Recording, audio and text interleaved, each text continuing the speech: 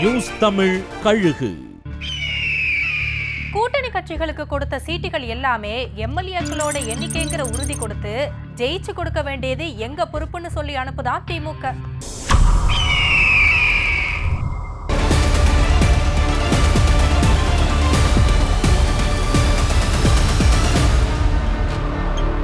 கூட்டணிக்கு கூடுதலான கட்சிகள் வந்ததால ஏற்கனவே இருக்கிற கூட்டணி கட்சிகளுக்கான தொகுதிகளை குறைச்சு கொடுத்துட்டு வருது திமுக. குறிப்பா இந்திய கம்யூனிஸ்ட் கட்சிக்கு போன தடவையை விட ஒரு தொகுதியை திமுக குறைவா கொடுக்க பங்கீட்டு ஒப்பந்தத்துல மறுப்பு சொல்லாம கையெழுத்து போட்டிருக்காங்க தோழர்கள். உங்களுக்கு கொடுத்த 5 சீட்டுகளையும் எம்எல்ஏக்களா மாத்தி சட்டமன்றத்துக்கு அனுப்ப வேண்டியது எங்க பொறுப்பு. நீங்க செய்ய வேண்டியது தகுதியான வேட்பாளர்களை மட்டும் காட்டுங்க. உங்க தொகுதிகளை திமுக பாத்துக்கும்னு திமுக தரப்புல இருந்து உறுதி கொடுக்கப்பட்டிருக்கான். இதுக்கு இன்னொரு காரணமும் சொல்றாங்க. அடுத்து வரப்போற மார்க்சிஸ்ட், விசிக உள்ளிட்ட கட்சிகளுக்கு இந்திய கம்யூனிஸ்ட் கட்சிக்கு திமுக கொடுத்த வாக்குறுதியை சொல்ற பட்சத்துல பங்கீட்டு பேச்சுவார்த்தையை சுமூகமா முடியுங்கிறது திமுகவோட கணக்கா. ஆனாலும் மார்க்சிஸ்ட் இந்திய கம்யூனிஸ்ட் கட்சியை விட கூடுதல் தொகுதியை கேட்டு இறங்கி வராம இருக்கான். திமுகவை விட கூட்டணி கட்சி தொகுதிகள் மேல தீவிர கவனம் செலுத்தணும்னு முதல்வர் சம்பந்தப்பட்ட மாவட்ட செயலாளர்களுக்கு உத்தரவு போட்டிருக்காராம்.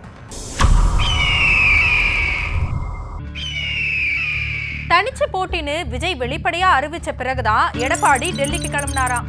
ஆனாலும் அமித்ஷா எடப்பாடி கிட்ட விஜயை பத்தி தான் அதிகம் பேசினாராம்.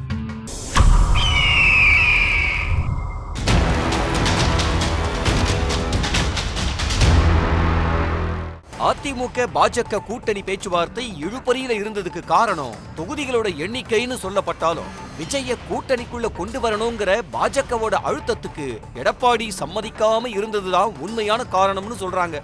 இஃப்தார் நோன்பு நிகழ்ச்சியில தனிச்சுதான் போட்டி, மதவாத கட்சிகளோட கூட்டணி இல்ல, மதச்சார்பற்ற கொள்கையை கைவிட மாட்டேன்னு விஜய் வெளிப்படையா சொன்ன மறுநாள் தான் எடப்பாடி டெல்லி கிளம்பினாரு. அங்க அமித்ஷாவை சந்திச்சு பேசுறப்ப யாருக்கு எத்தனை தொகுதி, எந்தெந்த தொகுதின்னு பேச்சுவார்த்தை நடந்தாலும் அமித்ஷா நீண்ட நேரம் விஜய கூட்டணிக்குள்ள கொண்டு வந்தா வெற்றி இலக்க சுலபமா அடையலாம்னு சொல்லி 2021 தினகரன் சசிகலாவை ஒருங்கிணைச்சிருந்தா ஆட்சிக்கே வாய்ப்பு இருந்திருக்கும். இப்பவும் வெற்றிக்காக இருக்கிற விஜய்ங்கிற வாய்ப்பை தவறவிடக் கூடாதுன்னு பேசினாராம். அதுக்கு எடப்பாடி, விஜயோட கொள்கை கோட்பாடுகள் வேறையா இருக்கு, அவரு நம்ம கூட்டணிக்கு சரியா வரமாட்டாரு, அவரு இல்லாம நாம வெற்றி பெறது சுலபம்னு நம்பிக்கையோட பேசினாராம்.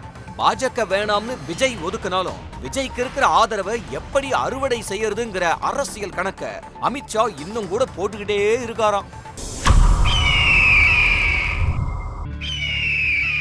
தேர்தலுக்கு பிறகு திமுகவில் இருக்கிற பல சீனியர்களை ஓரங்கட்டிட்டு அந்த இடங்களுக்கு துடிப்பான ஜூனியர்களை கொண்டு வர திட்டத்தை திமுக தயார் செய்யுதான்.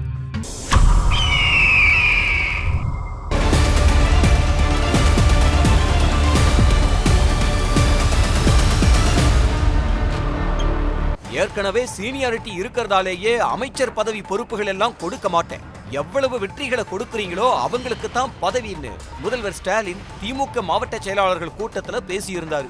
அதன்படி இப்ப இருக்கிற சில அமைச்சர்களுக்கு மீண்டும் அமைச்சர் பொறுப்பு கிடைக்குமா அப்படிங்கிறது சந்தேகம்னு சொல்றாங்க. திமுகவோட பொதுச் செயலாளரா இருக்கிற துரைமுருகனுக்கு மீண்டும் காட்பாடியில போட்டியிட வாய்ப்பு கொடுக்கப்பட்டாலும் அமைச்சர் பொறுப்புக்கான எந்த உறுதியையும் தலைமை கொடுக்கலையா. ஈரோடு மாவட்டத்துக்கு அமைச்சர் முத்துசாமிக்கு பிறகு ஈரோடு எம்பியான பிரகாஷை முன்னிலைப்படுத்த போகுதாம். இத மனசுல வச்சுதான் உதயநிதி ஸ்டாலினோட பரிந்துரையாக பிரகாஷுக்கு நாடாளுமன்ற தேர்தலுக்கு ஈரோட்டுல சீட்டு கொடுத்துச்சு. ஈரோடு மாவட்டத்தில் இருக்கிற 8 தொகுதிகளையும் கைப்பற்றணும்னு அந்த மாவட்ட செயலாளர்களுக்கு உத்தரவு போட்டிருக்கான் திமுக தலைமை. எதிர்பார்த்த அளவுக்கு வெற்றி கிடைக்கலனா அந்த மாவட்டத்துல பெரிய மாற்றம் இருக்கும்னு சொல்றாங்க. தேர்தலுக்கு பிறகு வர்ற ரிசல்ட்டை பொறுத்து ஈரோடு மாவட்டத்துக்கான முகமா பிரகாஷ் இருப்பாருன்னு பேசுகிறாங்க. இதே மாதிரி ஒவ்வொரு மாவட்டத்திலையும் புது முகங்களை அடையாளம் கண்டு வெயிட்டிங்ல வச்சிருக்க அறிவாலயம். தமிழ்நாட்டில் இருக்கிற பல IAS, IPS அதிகாரிகள் விரைவிலேயே வெளிமாநில தேர்தல் பணிகளுக்கு அனுப்பப்பட போறாங்களாம்.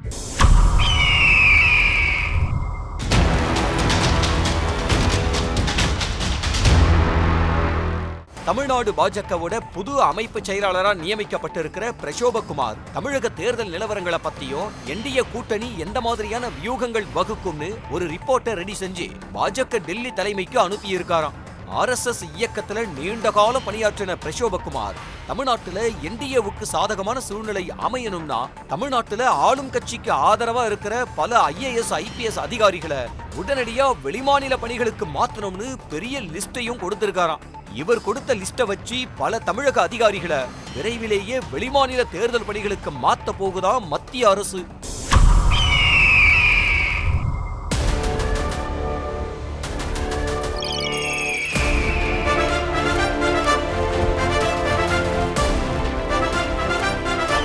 நியூஸ் தமிழ் கழுகு.